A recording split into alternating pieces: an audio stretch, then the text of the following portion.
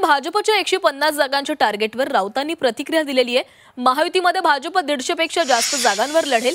शिंदे 120 जागांचा नारा देतील तर अजित पवार 100 जागा लढतील। त्यांच्यामध्ये एवढा आत्मविश्वास आहे की आम्हाला राजकारणातून संन्यास घेऊन केदारनाथला जावं लागेल असं राऊतांनी टोला लगावलाय। मात्र भाजपनं कितीही आव्हानला तरीही मुंबईमध्ये आमचाच महापौर होणार असा विश्वास राऊतांनी व्यक्त केलाय। मुंबई ठाण्यामध्ये महायुतीचा पराभव होईल असंही राऊत म्हणाले। तर त्यांचा जो आत्मविश्वास आहे तो पाहता भारतीय जनता पक्ष 150 प्लसचा नारा देईल, एकनाथ शिंदे गट 120 चा नारा देईल आणि अजित पवार किमान 100 जागा मुंबईत जिंकतील असं एकंदरीत त्यांचा आत्मविश्वास दिसतो।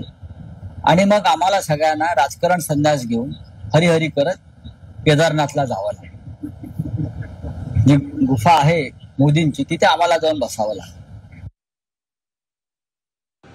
मुंबई महापालिकेची निवडणूक झाल्यानंतर तुम्हाला केदारनाथला नाही तर हिमालयामध्ये निश्चितपणे जावं लागेल आणि संजय राऊत तुम्हाला तर राजकीय संन्यास घ्यावा लागेल, त्याशिवाय पर्याय नाही।